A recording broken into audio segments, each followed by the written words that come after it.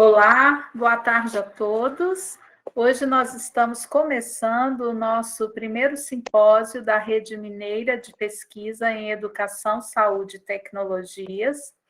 Eu sou a professora Ana Cristina Pereira Lage, da Universidade Federal dos Vales do Jequitinhonha e Mucuri, e sou a coordenadora da Rede Mineira de Pesquisa em Educação, Saúde e Tecnologias, né, que vai se tornar a Rede Mineira de Pesquisa em Educação hoje, né, na nossa abertura do evento. Primeiramente, eu queria agradecer a todos, né, que trouxeram e que propuseram participar dessa roda de conversa. Eu vou falar essa roda que é intitulada Formação Docente, Saúde e Tecnologias. A professora Luciana Zeredo vai ser a mediadora dessa roda de conversa, né? Eu vou pedir que todos fiquem com a câmera desligada e só abra a câmera e o microfone na hora da apresentação, ok? E quando for fazer alguma pergunta. Quem quiser fazer pergunta, após as apresentações, basta levantar a mãozinha que fica aqui na parte inferior da nossa sala, né? Ou também pode colocar as perguntas no bate-papo, mas acho que fica mais interessante se puder realmente fazer um debate aqui sobre as apresentações, ok? Então, eu vou passar a palavra para a professora Luciana e vou ficar aqui na parte técnica, né? E um pouco antes da finalização, eu vou passar uma lista de presença, né, para que a gente possa ter o controle para a certificação, ok? Então, boa tarde a todos, sejam bem-vindos ao nosso evento. Muito obrigada, Ana, obrigada aos participantes por estarem aqui conosco, né, para que nós possamos fazer uma linda roda de conversa sobre formação docente, saúde e tecnologias.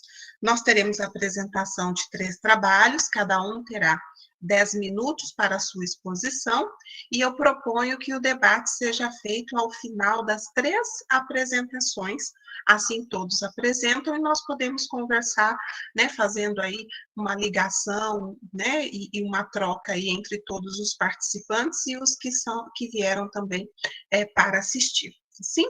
Bom, então nós vamos começar com o trabalho intitulado Educação em Saúde e Novas Tecnologias, Chatbots de Informação e Comunicação em Saúde, proposto pela Neila da Silva Vieira Lima, da creche Misael Ferreira da Silva, Lucas Yudi Sonoda, me corrija depois se o nome não tiver falado corretamente, Daniel Oliveira dos Santos, os dois da UENG. Bom, sejam bem-vindos, podem ligar as suas câmeras e começar a apresentação. Olá, muito boa tarde a todos, obrigado pela introdução. Como eu havia comentado, a professora Neila, infelizmente, não poderá estar presente conosco, porém eu estarei apresentando em seu lugar. Nosso trabalho, ele é intitulado Educação em Saúde e Novas Tecnologias, Chatbot de Informação e Comunicação em Saúde. Historicamente, aqui na cidade de Passos, na região, nós temos um ambulatório que recebe demanda de diversas infecções sexualmente transmissíveis. E notamos que, ao decorrer do tempo, algumas doenças infecciosas sexualmente transmissíveis tiveram um grande aumento em sua incidência e prevalência, inclusive em populações de menor idade, como de 12 a 16 anos.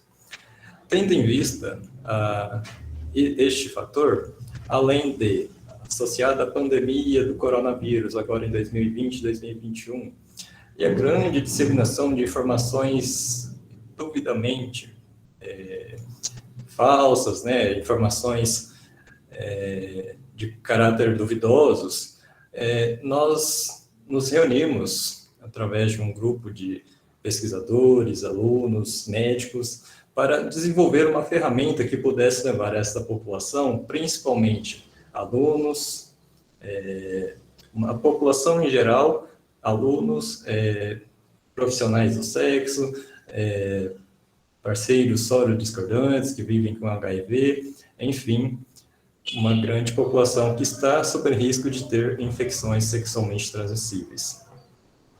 E, considerando a nossa distância e a necessidade de isolamento, nós decidimos utilizar a ferramenta do chatbot. O chatbot é uma interação não humana, ou seja, é um robô, entre aspas, que faz uma comunicação com a pessoa que está interagindo com ele.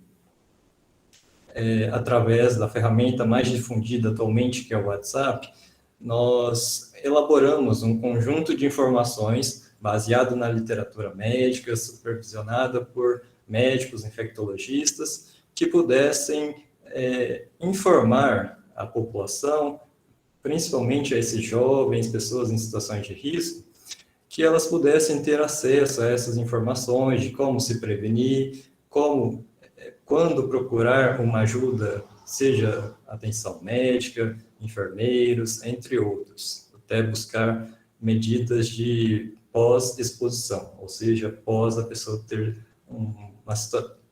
vivenciado uma situação de risco.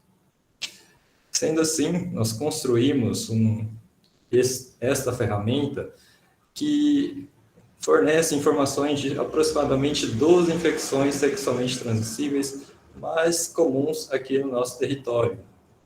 Entre elas, sífilis, HIV, corrimentos vaginais, uretrais, entre outros. Desta forma, o nosso objetivo principal é disseminar essa informação e nós conseguimos, cerca de um mês, atingir aproximadamente 250 pessoas que interagiram com esta ferramenta, né, podendo levar um pouco mais de conhecimento acerca dessas infecções que, infelizmente, ainda são muito presentes e são responsáveis por um grande número de morbidade, né, que comprometem a saúde das pessoas. Além disso, né, conversar sobre ISTs, sobre infecções sexualmente transmissíveis, não é um assunto muito confortável para as pessoas. E através dessa interação não humana, elas conseguem uma liberdade um pouco maior, é uma ferramenta que não expõe os dados ou expõe quem está interagindo com ela, e assim a gente consegue que essa pessoa tire suas dúvidas sem se expor, sem que ela seja discriminada, podemos assim dizer. Então, esta foi a nossa ferramenta que nós construímos. Espero que vocês tenham aproveitado um pouco deste momento. Muito bem, Lucas. Vocês ainda têm 5 minutinhos. Gostariam de acrescentar alguma coisa ou deixa para o debate final? Gostaria de perguntar ao meu colega Daniel se ele tem alguma consideração. Boa tarde, pessoal. Eu também sou autor do trabalho. Eu gostaria só de projetar a tela. A gente pode projetar um banner? Claro, podem sim. Que aí, quem quiser pode apontar a câmera do celular para o QR Code ou adicionar um número no WhatsApp e fazer essa interação, como o Lucas falou, para tirar essas dúvidas que a gente acha tão pertinente. Vou compartilhar aqui.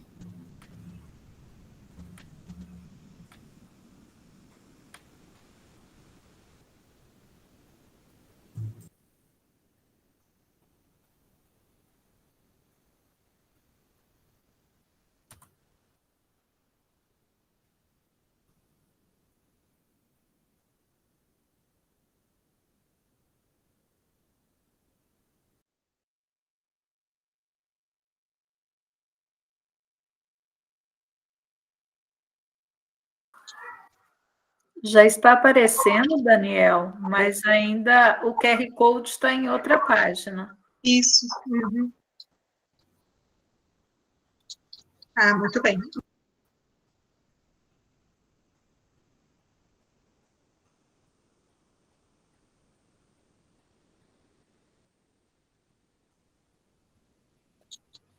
A gente podia trazer também como alguns dos resultados do nosso projeto, que em 60 dias a gente já trocou mais de 1.500 mensagens pelo robô. Então a gente percebeu que teve um acesso muito grande de toda a população e de uma forma assim bem acessível mesmo, bem didática para o público em geral também.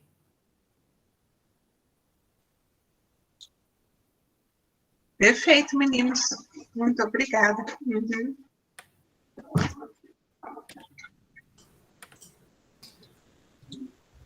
Muito obrigada. Nós vamos, então, discutir os trabalhos ao final, conforme proposto. Sim?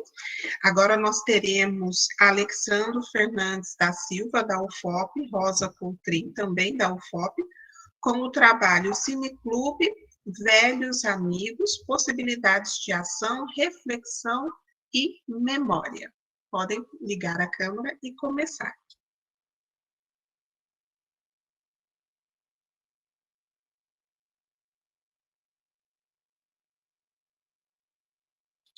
Alexandro?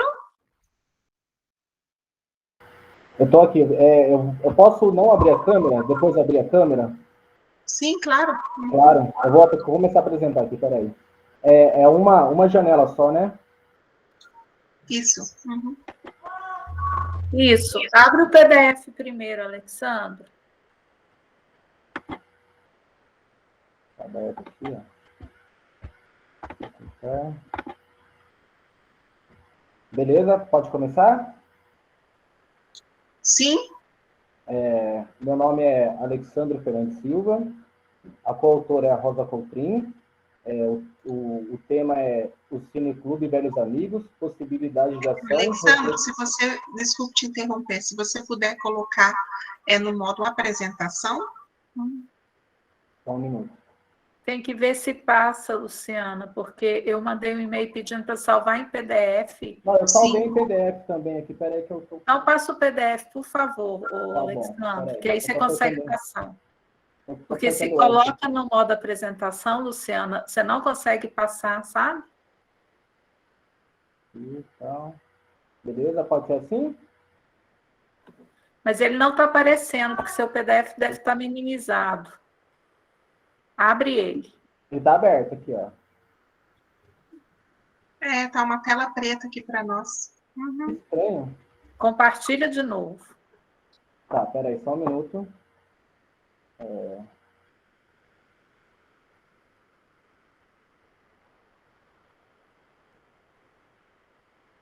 É uma janela, né? Correto? Isso, uma janela.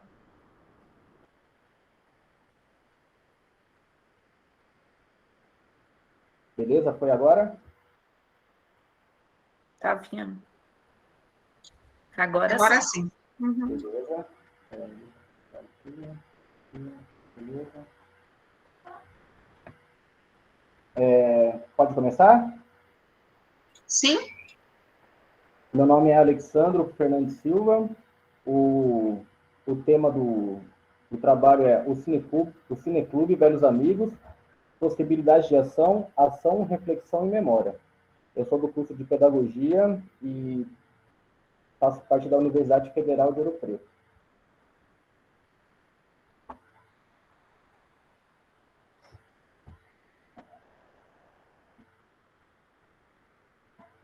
Com o nome inspirado na obra da pesquisadora Ecléa Bose, Memória e Sociedade, Lembranças de Velhos, a ação Extramuros tem como objetivo a educação inclusiva através da arte e da cultura, mais especificamente com o público da terceira idade.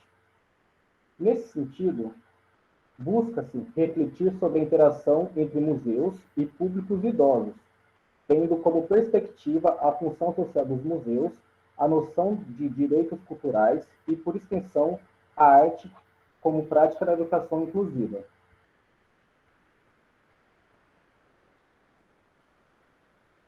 Quanto ao público idoso, não é raro ele se encontra à margem da sociedade e dos museus, que considera o não público e, consequentemente, sem acesso aos bens culturais, que poderiam ter impacto positivo em sua formação identitária e em sua qualidade de vida e no sentido de pertencimento a uma coletividade. Em uma sociedade baseada em valores capitalistas, o idoso é deixado de lado por não ser mais produtivo e ainda demanda ações de cuidados especiais, fomentando o isolamento e o esquecimento. É justamente nessa lacuna que a ação educativa propõe atuar, ser um elo entre o idoso e a comunidade, o mundo de fora e, mais especificamente, o museu, partindo da premissa da cultura como um direito fundamental, universal e acessível a todos, especialmente aos que estão além do alcance do público tradicional do museu. Nesse sentido, o não direito à cultura se mostra como uma forma de banimento social.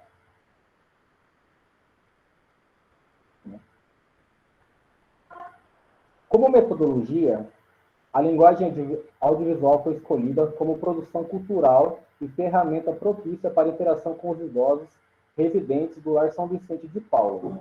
Ela é a única instituição de acolhimento de idosos na cidade de Ouro Preto e ela é administrada pela Sociedade São Vicente de Paula e subsidiada com recursos municipais e doações particulares.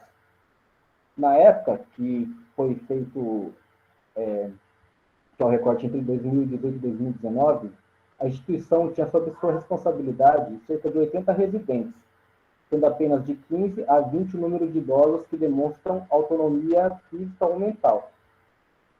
Então, a partir da noção de letramento visual, levando em conta as limitações motoras dos residentes, optou-se pelos filmes de curta e média e longa-metragem, que são exibidas uma vez por semana em um espaço conhecido pelo nome Sala do Lazer. Diante das dificuldades iniciais encontradas no projeto, podem ser destacadas a separação entre homens e mulheres que residem em alas diferentes e se encontram no refeitório para tomar café. Nesse sentido, nós deveríamos persuadi-los a se deslocarem com dificuldades para assistirem um filme. Também, a falta de familiaridade com a narrativa audiovisual, considerando que era a primeira experiência cinematográfica de alguns residentes. Como aponta o professor João Cláudio Carrier, memória de imagens pode ser mais forte e duradoura do que palavras e frases. Dessa forma, a seleção de filmes vem sendo pensada e planejada e adaptada a fim de atender às demandas do grupo de idosos espectadores. Também era levado em consideração o gosto pessoal de cada indivíduo, pois em cada semana poderia se levar um outro filme sem uma prévia em si.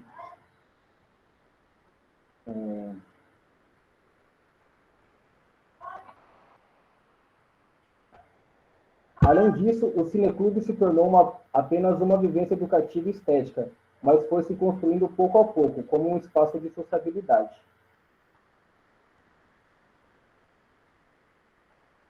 Após 2 anos de projeto, já é possível registrar algumas transformações no grupo em relação aos filmes e adesão às sessões, que são quase espontâneas, não sendo mais preciso persuadir os idosos a participarem.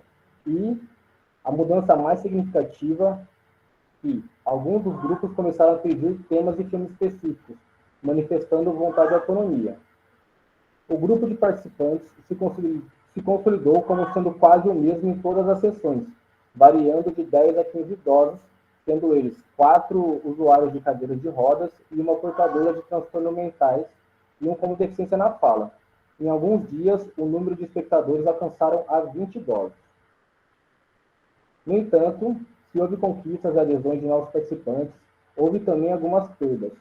Tais situações, embora inevitáveis, nos obrigaram a lidar com a perda do luto de maneira firme, ainda que nos provocando melancolia e desânimo. As perdas, sobretudo os lutos, atingiam todo o grupo. E como era de se esperar, vínculos também foram sendo formados entre nós e os idosos. Por fim, gostaria de registrar sobre a metodologia algumas observações e transformações que foram especialmente significativas e dizem a respeito do projeto em geral. Em primeiro lugar, percebe-se que uma ação bastante dinâmica no que se permite a acomodação. Ora achamos de encontrar o foco em filmes de humor e eles se cansam. Ora acreditamos que os curtas-metragens eram a solução e eles deram um retorno inesperado. A resposta dos idosos nos obriga a estar em constante movimento, nos adaptando à sua escuta, à sua fala e à sua demanda.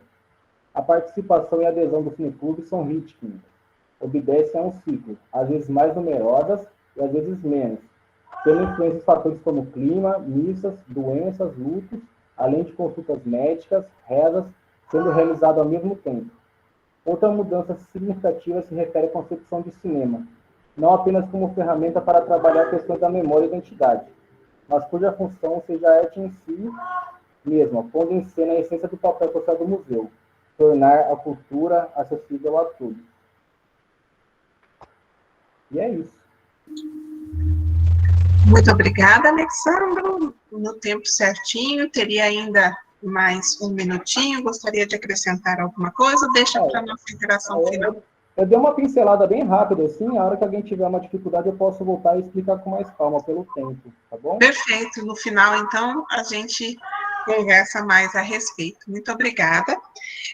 Nós vamos, então, passar agora para o nosso último trabalho dessa roda, sim, que é o retorno ao ensino presencial da Rede Municipal de Ponte Nova, um breve relato, por Michele Pereira de Paula, da Rede Municipal de Ponte Nova, e Alvanise Valente, né, Fernandes Ferenc, da UFV. Vocês terão 10 minutinhos, seja bem-vinda, Michele. Muito obrigada, boa tarde. A Alvanise, até o momento, não me apareceu e ela também não me respondeu. A gente conversou mais cedo, então acredito que não vai ser possível a participação dela, tá? Eu apresento, né? Eu que elaborei, né? Eu e ela juntas.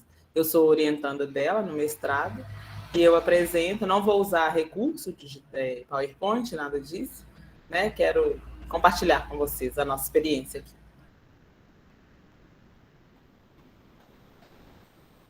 Pode começar, Michele. Bom, a gente colocou o título, né? Reflexões em um breve relato, porque assim está tudo muito recente e tudo muito intenso. Eu sou professora da rede aqui de Ponte Nova, já tem alguns anos, né? E como é com todos os professores, a gente até então não tinha passado por uma situação tão extrema.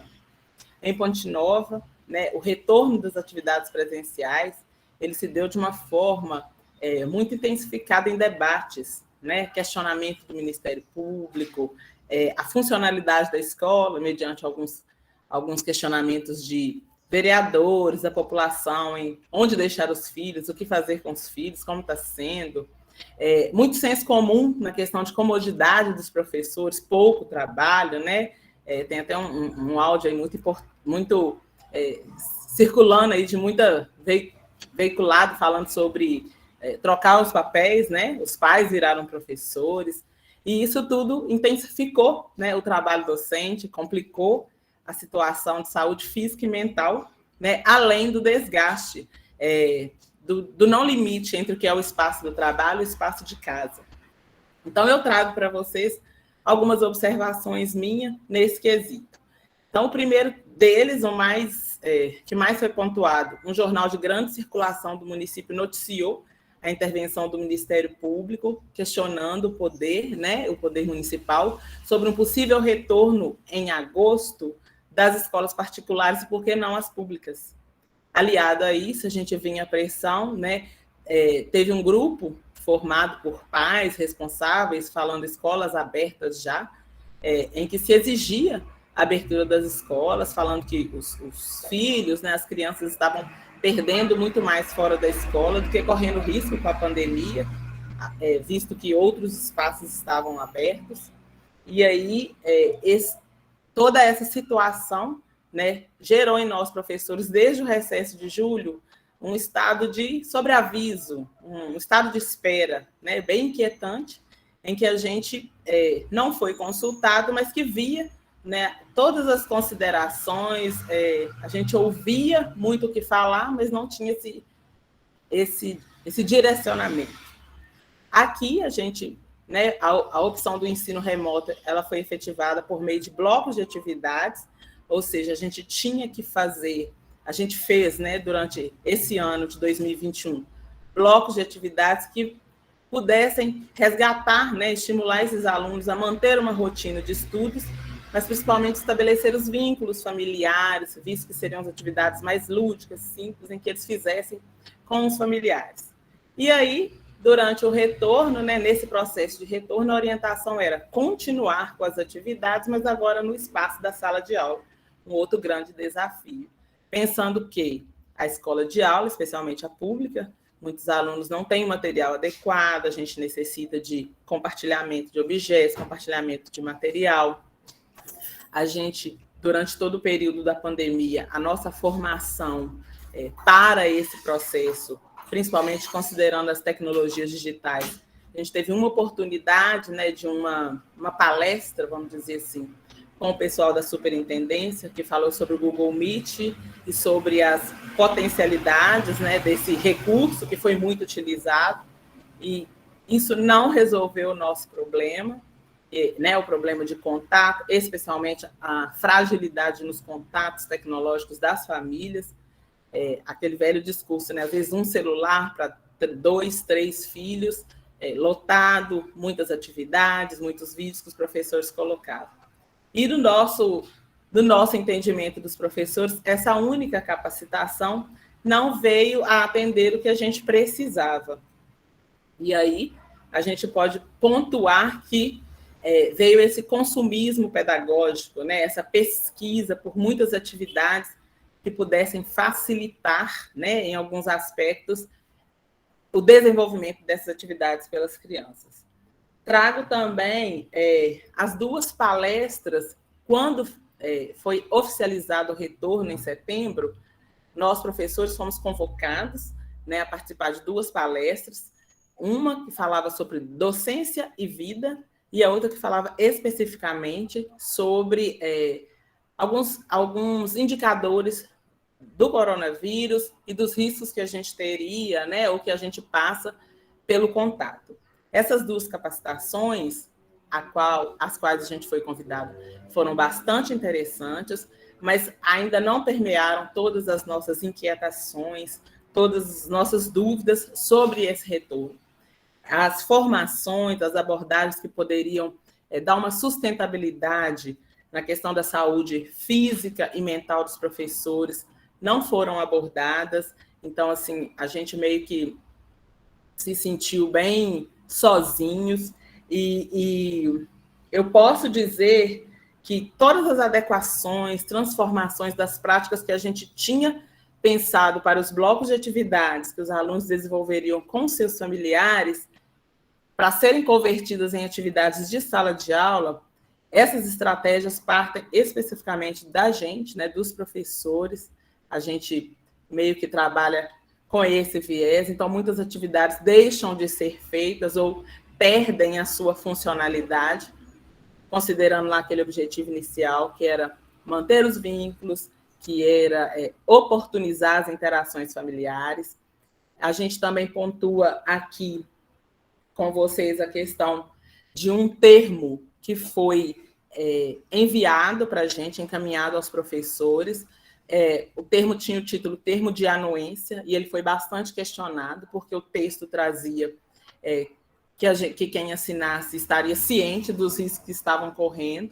E, assim, ciência a gente até tem, mas, né, o poder em optar pelo retorno ou não a gente não teve. Então, esse termo foi bastante problematizado aqui na nossa realidade. E eu trago também essa discussão sobre a nossa saúde, né, a nossa condição de trabalho, que tem sido muito pouco abordada, e o sentimento de solidão que nos sobrecarrega, que nos aprisiona, vou dizer assim, porque com o retorno e todos os protocolos sanitários que foram elaborados para que a gente pudesse cumprir, a gente acabou perdendo aquele espaço de formação que era o diálogo com os pares, que é a liberdade, né, de estar mais perto. Então, a gente perdeu muito nesse aspecto. E enfatizo também essa questão da intensificação do trabalho, né, o que ocasionou, né, alguns problemas mais severos em alguns colegas também, uma vez que o trabalho ele já era bastante desgastante, né, e a gente tentando fazer essa transposição sem esse suporte mais aproximado, complica bastante a situação. Não sei se eu esqueci de alguma coisa, mas assim, dentro a gente vai conversando. Ai, voltou a luz aqui, gente. Eu estava no escuro, acabou a luz. Bem que eu vi que saiu, voltou, né? Bom, então eu tenho a ponderar esses esses indicadores, que na verdade 10 minutos são indicadores, né, de muitas problematizações, mas são reflexões assim que a gente vai pontuando e vai desencadeando outros e outros, né? Então, assim, eu deixo aberto a questionamentos e agradeço a vocês. Muito obrigada, Michele. Agora nós partimos para as perguntas. Alguém gostaria de abrir o microfone e fazer uma pergunta para, né, uma das três apresentações? Os que apresentaram gostariam de fazer perguntas, né, entre si. Se não houver ninguém, eu anotei algumas coisinhas aqui para não fugirmos do debate, não é, Ana? É só abrir o microfone ou colocar no chat para a gente. Já abri o meu microfone e já levantei a minha mão. Eu vou fazer as perguntas. Enfim, para quem chegou atrasado, eu sou a professora Ana Cristina Pereira Lage, sou a coordenadora da rede. Eu queria parabenizar primeiro os trabalhos, né, as 3 apresentações, muito instigante, né? Todas as 3 apresentações geram um debate aqui, e isso é uma roda de conversa mesmo, né? Então, a ideia é que a gente possa conversar aqui. Por isso, a apresentação tem que ser pequena para gerar o debate, né? Então, a primeira questão, assim, né? Eu acho que eu quero falar com os 3, na verdade, né? A dupla que apresentou primeiro, que foi o Daniel e o Tiago, acho que sim, né? Lucas, isso. E o Lucas. Eu queria parabenizar mesmo, que a proposta de vocês é fantástica, acho que vocês vão alcançar um grupo bem maior, né, de pessoas com a proposta que vocês fizeram, e depois eu queria que vocês me autorizassem, porque quando a gente colocar o vídeo dessa apresentação, dessa roda, lá na nossa página, no nosso canal do YouTube, eu posso colocar na parte de baixo, na descrição, as informações para acessar, né? Então, depois, se eu posso colocar algum link, algo que possa ajudar o projeto de vocês a circular mais, né? Acho que isso é muito importante, essa atividade de vocês. E pelo que eu entendi, vocês são estudantes de medicina, não é? E que estão tentando chegar mais próximo da população por meio desse chatbot, né? Enfim, eu fiquei pensando como que é isso. Vocês falaram que é como se fosse um robô, mas o que é isso, né? Eu queria que você explicasse um pouco mais, tá? O Alexandre, acho que saiu, né? Não, estou aqui, professora. Aí, Alexandre, aí o que eu quero te perguntar é o seguinte, que você falasse um pouco mais, que a gente sabe que o conceito de letramento é um conceito muito caro, eu acho que a Luciana vai saber falar bem melhor sobre isso, mas eu já trabalhei com a noção de letramento religioso, na verdade, mas aí eu queria que você falasse um pouco mais sobre esse letramento visual e desse algumas informações sobre o tipo de filme que é passado para esses idosos, né? Estou te perguntando porque eu tenho uma idosa aqui, então eu queria saber quais os tipos de filme, né, são possíveis, né? E, Michele, olha, eu já nem sei mais o que debater sobre esse momento confuso, complexo, nesse pós-pandêmico, que não é pós, mas que a grande maioria das pessoas estão tratando como pós, né? Então, essa é a grande questão, né? Porque as escolas, né, veio de cima para baixo, e aí eu queria que você falasse um pouco sobre o material que está sendo trabalhado, porque eu não sei se você trabalha na rede municipal ou estadual, mas eu sei que na estadual eles foram para dentro de sala de aula, eu estou falando de Diamantina, né? Aqui em Diamantina, os professores todos já estão dentro de sala de aula, com todos os alunos dentro da sala, e eles continuam trabalhando no PET, né? Mas dentro de uma perspectiva sem lógica, porque boa parte do material está online, mas não se pode acessar o celular dentro da sala de aula. Voltou o discurso antes da pandemia. Enfim, queria que você falasse um pouco sobre isso. Né? Pronto, já falei. Ana, eu vou só colocar, são coisas pequenas, eles já respondem tudo junto, pode ser? Eu fiquei curiosa no primeiro trabalho, como foi divulgado, né? Eu acho que essa sua ideia de divulgar abaixo do vídeo vai ser excelente para, né, promover uma divulgação maior, mas como foi divulgado, e também fiquei curiosa em saber mais, eu imaginei, assim, na minha imaginação veio um site e aquela interação que a gente tem com o robozinho aqui embaixo, né? Mas gostaria também de mais detalhes. No caso dos filmes, vocês continuam com esse projeto? Foi uma curiosidade? Como isso aconteceu? Agora teve a questão, né? Está tendo, teve, a gente nem sabe mais, né? A questão da pandemia, se vocês pararam, se houve alguma alternativa, né? Pensando nesses idosos que eu tenho uma vizinha aqui com uma mãe, né, numa clínica, e que as visitas ficaram proibidas por questão de segurança, né? Então, eu acho que nesse momento, se houve alguma alternativa. E, por último, é um comentário. Eu acho que nós temos que ter uma preocupação com o conteúdo, sim, porque essa semana, ontem, na verdade, eu respondi um questionamento para um jornal aqui do Cefet, né? Eu sou do programa de pós-graduação em educação tecnológica aqui do Cefet. E o nosso jornal, um dos nossos meios de comunicação, me fez essa pergunta: como recuperar os conteúdos? Como avançar? Eu falei, olha, nós temos que nos preocupar, sim, não estou dizendo que não, mas como a Michele colocou no resumo, né, Michele, não tem uma preocupação com a saúde nem mental, nem física de professores, nem de alunos. Né? Então, eu acho que temos que pensar para além também dos conteúdos e do estar tempo perdido, conteúdo perdido, né? Eu acho que existem também outras preocupações que estão fazendo, assim, vistas grossas, né? Para tudo isso que nós temos vivenciado. Então, é isso. Podemos começar os comentários pela própria ordem de apresentação, Ana? Uhum. Sim? Então, seria primeiro Lucas e Daniel? Olá, obrigado pelas perguntas, pelos elogios. Como é que funciona um chatbot, né? Através de uma plataforma, nós reunimos diversas informações acerca de como se dá, né, as infecções, a transmissão de doenças, se há vacina, se há meios de se prevenir.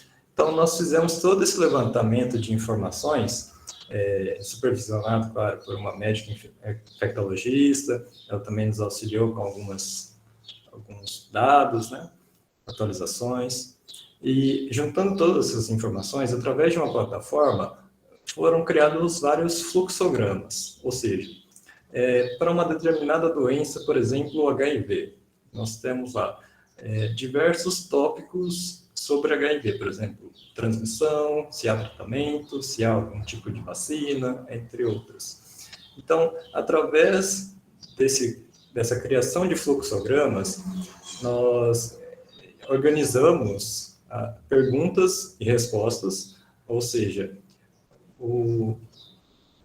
quando a pessoa está interagindo, ela tem que selecionar alguma pergunta. Por exemplo, há cura para o HIV? Então, ela seleciona essa pergunta e, em seguida, a comunicação com esse chatbot lhe dá a resposta, ou seja... Seria, desculpe, Lucas, te interromper, mas seria num site ou como se fosse um aplicativo? Dentro do WhatsApp, ou seja...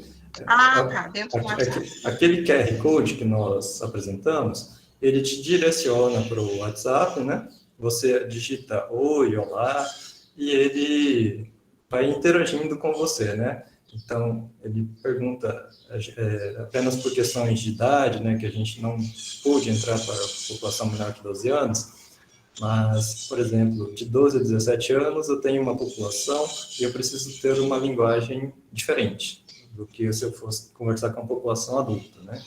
Então, se uma pessoa tem 15 anos, por exemplo, ela digita a sua idade e aparece, né, uma diversa lista de opções que ela pode estar clicando. Então, se ela quer saber mais sobre uma determinada doença, se há prevenção, como é que eu posso pegar, esses tipos de informações, né?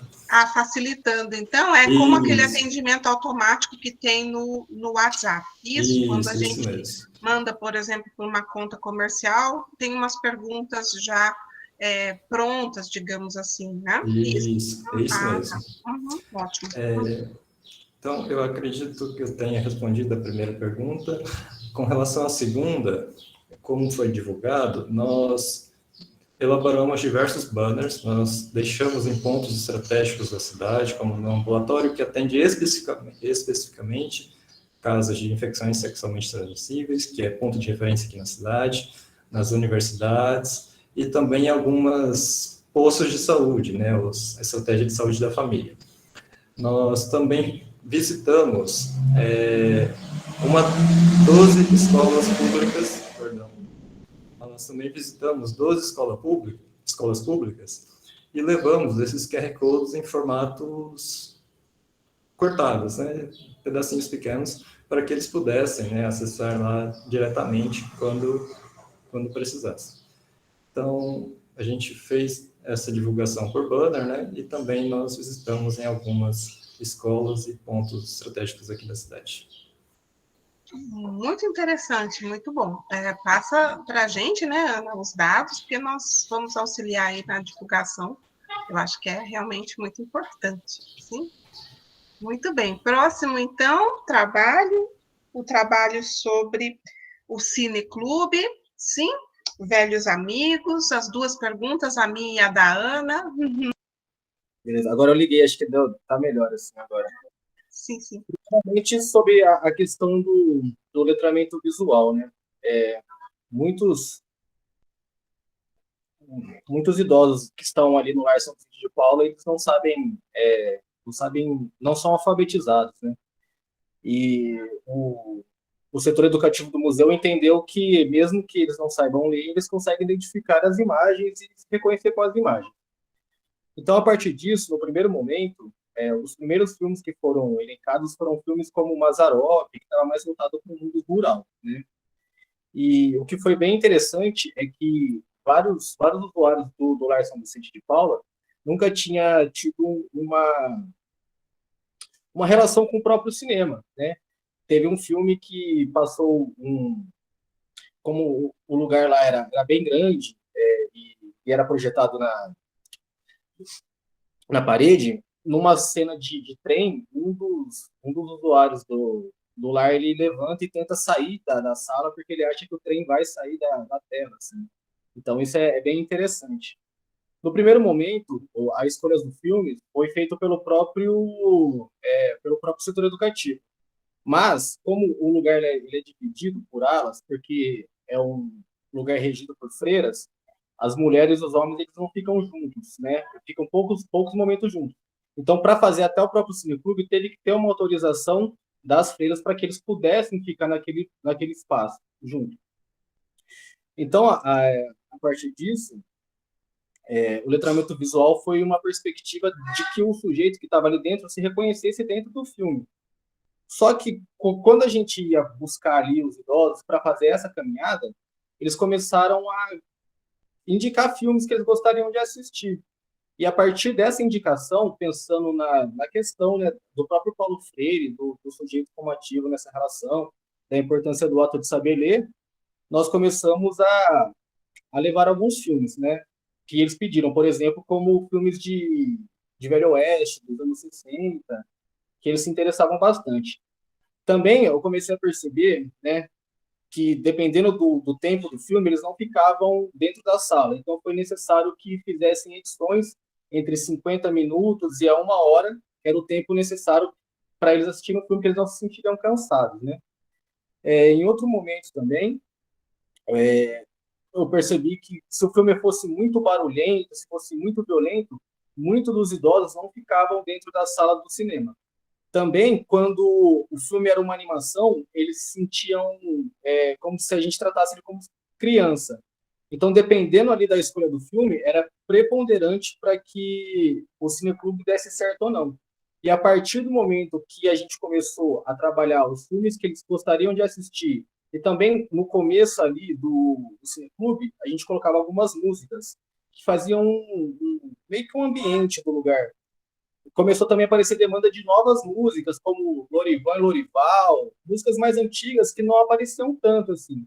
E essa relação foi criando uma intimidade com os usuários do Lar São Vicente de Paula, ao ponto deles pedirem para a gente chegar mais cedo, para jogar um dominó, para conversar mais, para tomar café junto, ou para ir na missa junto com eles. Então, o próprio Cineclube ele foi criando uma relação de identidade.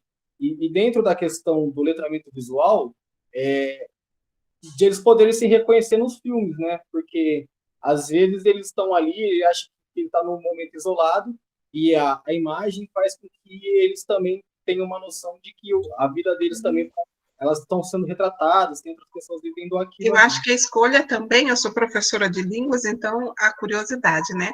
A escolha ela deve ter sido também pautada somente em filmes dublados, né? Quando não nacionais. Uhum.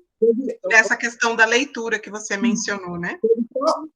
Teve só 2 vezes assim que eu fiz uma experiência que eu achei muito, muito interessante, que foi um filme dos anos 80, que foi Crise no Tempo da Brilhantina, que é um filme maravilhoso, e isso eu não sei responder isso, porque isso mexeu um pouco comigo, mas tinha uma interna que ela era usuária de cadeira de rodas, e ela era essa pessoa que tinha algum problema de deficiência mental, e mesmo com todos os problemas, quando começou a tocar as músicas em inglês, ela cantou as músicas em inglês.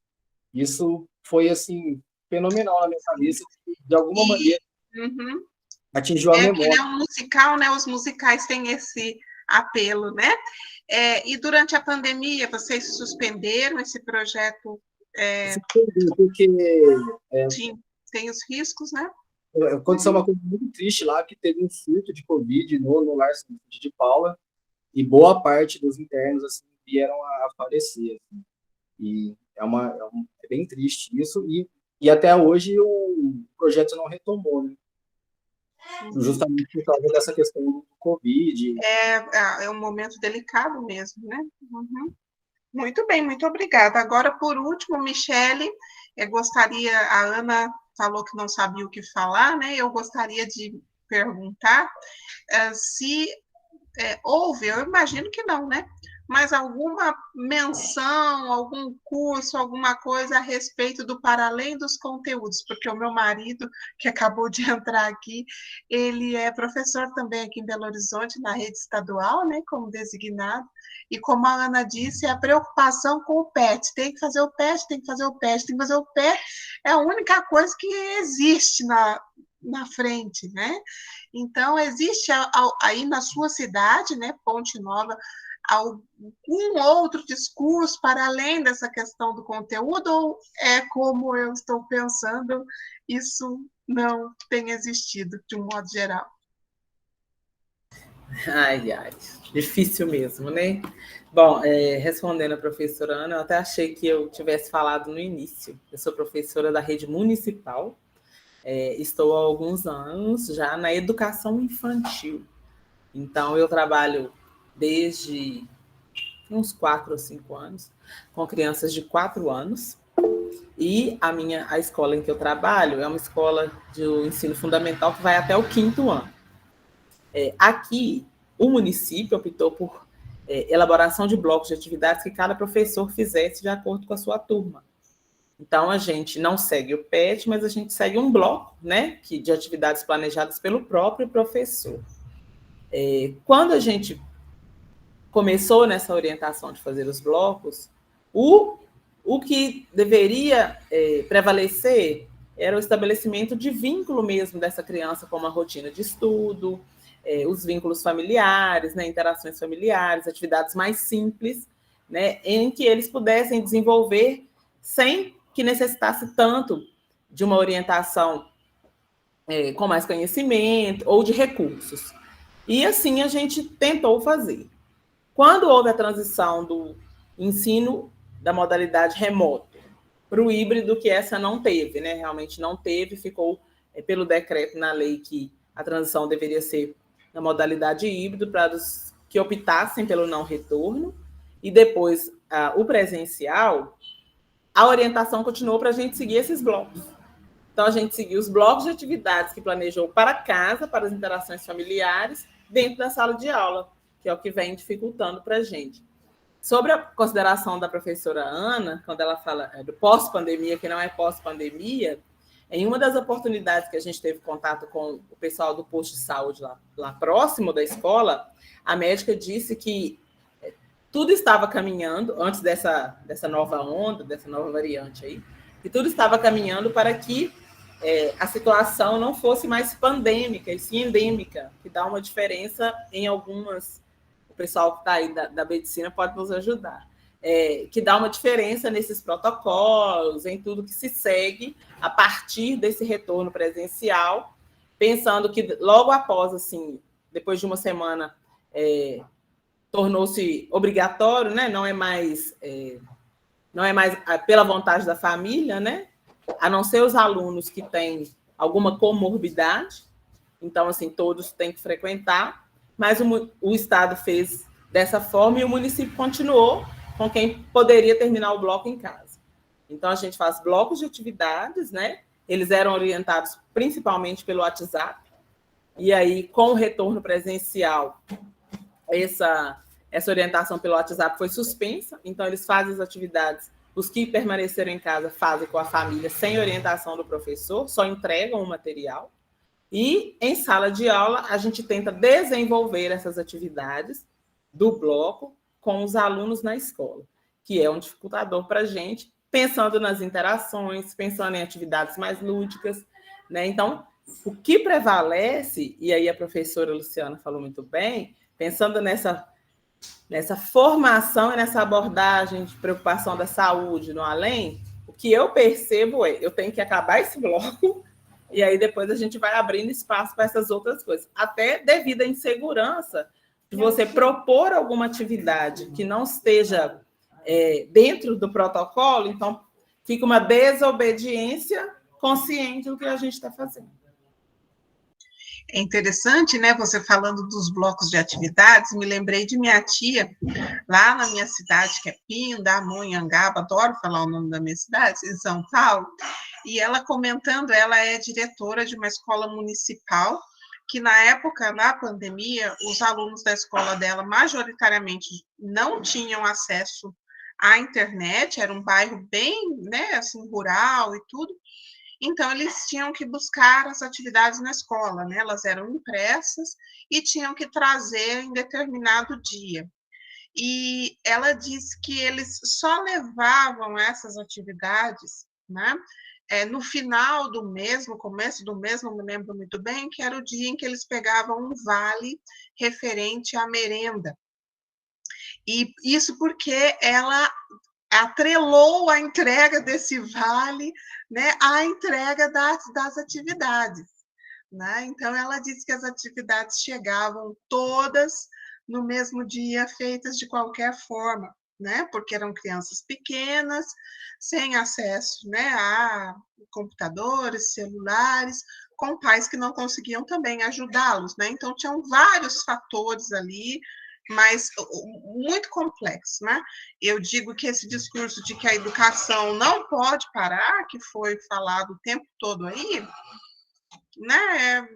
Como assim não pode parar? Onde, quando, como, né? Porque em algumas situações ela parou ou quase parou, né? Ou nesse caso específico que eu estou mencionando, fingiu-se, né, que as crianças fizeram alguma coisa, porque aquele tempo de entrega exercício, devolve, comenta, aquilo que era esperado não ocorreu, né? Então, assim, realmente são muitas questões para além dos conteúdos que nós temos que lidar, né? Estamos tendo que lidar.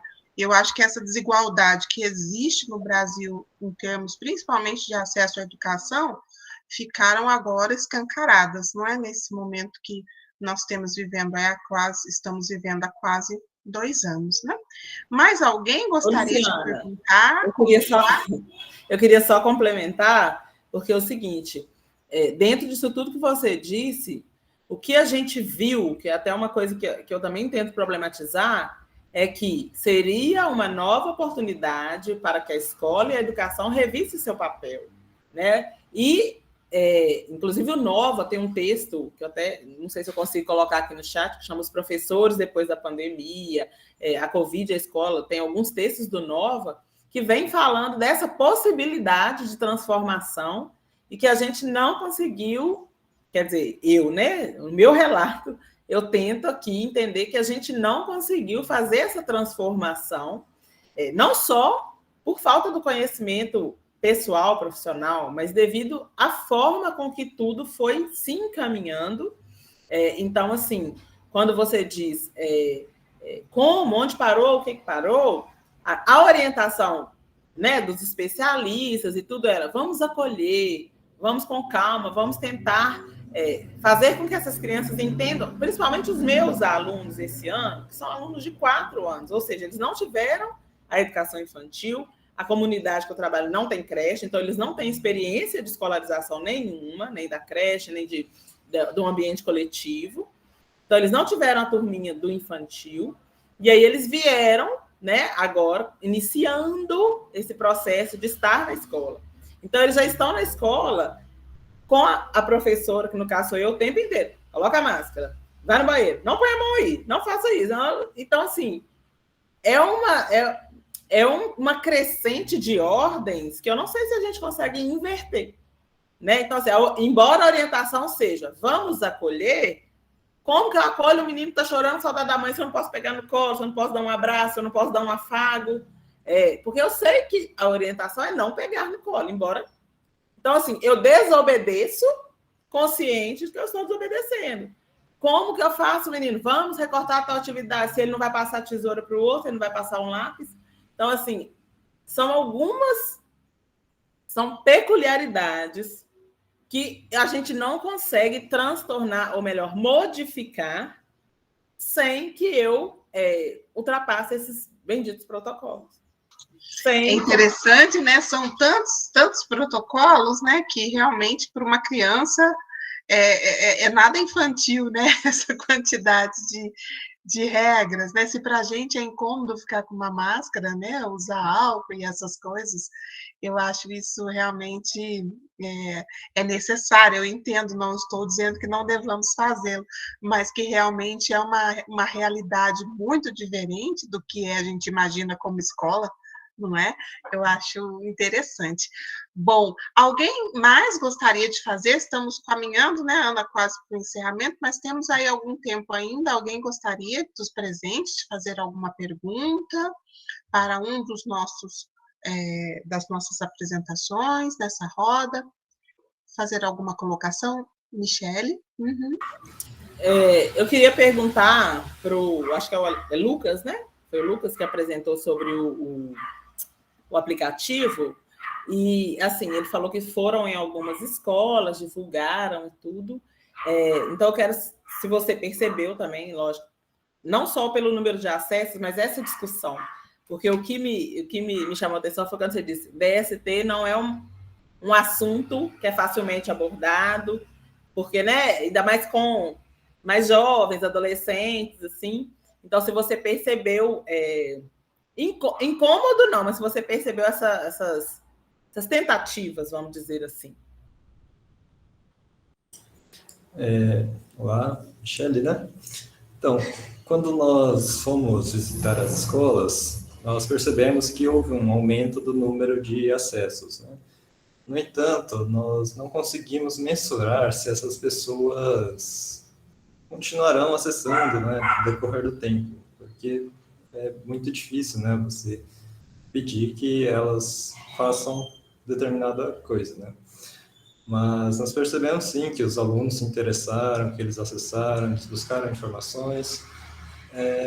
Infelizmente, não é possível que eu preveja, né, se eles vão acessar futuramente, né? Mas que houve, sim, um acesso durante esse período. Lucas, uma curiosidade. Essa semana, sábado, eu faço um encontro mensal com professores, e um professor de História do 9º ano, né, que é o último ano, né, do ensino fundamental, ele disse que ele notou que os adolescentes, eles estavam cheios de perguntas em relação a coisas, às vezes, simples, sobre namoro, mas, assim, ansiosos, né, por falar, porque eles estão há quase 2 anos, né, sem essa vivência, né, que eles têm na escola, um professor, uma diretora, um amigo para perguntar, para trocar ideias, né, e não se sentindo acolhidos em casa nesse sentido, para falar de assuntos como esse que você está falando, né. Então eu acho que vale a pena retomar essa divulgação, né, do aplicativo e talvez ampliar para outras regiões, para outras cidades, porque esse aluno mesmo, se eu contar para ele, ele vai falar, me passa porque eu vou passar para os meus meninos, que eles estão cheios de perguntas. Ele disse que ele está até, assim, preocupado, porque ele falou, não posso ficar conversando também com meninos no canto na sala, né? Então, ele, quando é um assunto, assim, pertinente, ele está levando para discussão com a sala como um todo, para também não acontecer nenhuma situação delicada para ele enquanto professor, né? Então, vou passar também mas eu acho que é uma boa, né? Uma ideia interessante, né? Fazer uma nova divulgação, porque eles estão precisando, segundo ele me disse. Fazer um comentário, é exatamente isso, né? Porque existe um certo estigma, né? As pessoas conversarem sobre isso. E muitas vezes é difícil a pessoa buscar uma ajuda, né? Uma das coisas que é interessante, né, que desde a educação no ensino básico, ensino médio, até no ensino posterior, as pessoas têm dúvidas, né? Então, quanto mais jovem, né, for discutido esses assuntos, né, porque hoje nós temos várias formas de prevenção, temos cura. HIV é uma doença que foi muito estigmatizada no passado e hoje é possível você controlar, você ter filhos, né? Então, é muito importante, né, que discuta-se sobre, principalmente, prevenção, para evitar que a pessoa pegue, e também que ela pode estar buscando o controle ou cura de algumas certas doenças. Então, acho que esse é o principal recado que precisava repassar. Muito obrigado. Mais alguém gostaria de perguntar, de comentar? Nós aproveitamos, né, Ana, para convidá-los para a mesa desta noite. Nós vamos ter a abertura do evento e para toda a programação que nós temos. As inscrições para ouvintes, né, Ana, estão abertas. Se vocês tiverem algum conhecido, algum colega de trabalho, colega de mestrado, doutorado, podem convidá-los, né, que até hoje as inscrições para ouvintes estão abertas. Até hoje, amanhã não mais, né? A programação está bem recheada, tem muitas coisas interessantíssimas, então estão todos convidados a ficar conosco hoje à noite e estar conosco amanhã e quarta à tarde e à noite. Sim, mais alguém? Acho que a Michele levantou a mão. Sim, eu levantei só para parabenizar o Alexandre pelo trabalho do Cineclube, que, assim, como ele falou que tocou, eu falei, mas eu imagino, porque deve ser, assim, um festival de emoções e de muito conhecimento, né? Porque não é o conhecimento em si de estar lá, mas as vivências e as memórias, que eu sou apaixonada por memórias, então, assim, eu quero parabenizar. Deve ser um projeto muito bacana.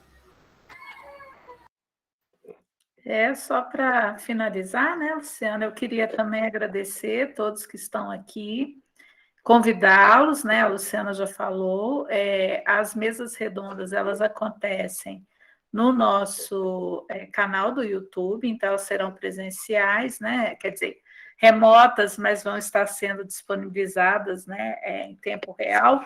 Então, quem quiser fazer perguntas, comentários ao longo da mesa, né, hoje nós teremos a mesa Juventudes, Educação e Pandemia, né? Então, primeiro teremos uma pequena abertura, eu vou falar sobre a rede, teremos a presença da deputada Beatriz Cerqueira, né?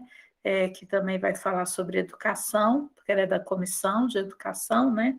Da Assembleia Legislativa, e depois nós teremos a mesa redonda, tá? Então, convido a todos que possam participar. Queria agradecer a Deise e o Micael, falei errado, Miquel, que foi o nosso intérprete de Libras, né, aqui nessa tarde, então agradecer aos dois, agradecer a professora Luciana, nossa mediadora, né, e parabenizar a Michele, o Alexandro, né, é um trabalho fantástico esse, também, trabalho fantástico de todos, né, a Michele com as crianças nesse retorno com todas as dificuldades, né, as rodas de conversa sempre são às 5 horas da tarde, tá? E o Lucas e o Daniel com esse projeto fantástico, né? De esclarecimento sobre as doenças sexualmente transmissíveis. Muito legal, né? Enfim, Luciana, é com você o encerramento aí. Bom, eu agradeço também a todos os participantes, né? Reforço o convite. E uma coisa muito importante, o nosso caderno de resumos já está disponível no site do evento, então vocês podem ler todos os trabalhos que serão apresentados, tanto nas rodas, né, que são sempre às 5 horas, mas nós também temos os grupos de trabalho, que são apresentações acadêmicas, todas são, né, mas nós temos os resumos das rodas e os resumos expandidos das apresentações. Temos as mesas à noite também com professores convidados dos programas que compõem, né, Ana, a nossa rede. E fica o convite, mais uma vez, o agradecimento por estarem conosco aqui nessa roda. E os grupos de trabalho e as rodas sempre nesse mesmo endereço do Meet, ok? Sim. Lembrando que a participação são para os inscritos, né, Ana, no Meet, depois ele vai ser disponibilizado no YouTube da rede, já no caso, né, das mesas redondas à noite, tem transmissão ao vivo, né, na hora, e vão ficar gravadas também depois. Tá bom? E a gente vai passar também a lista para a presença de todos em todas as atividades, tá bom? Para depois a gente emitir o certificado e encaminhar para os e-mails de vocês, ok? Muito obrigada. Então, nós nos vemos daqui a pouco online, não é, Ana? Isso, daqui a pouco estaremos todos online lá. Um abração, gente. Até mais. Um abraço, tchau, tchau.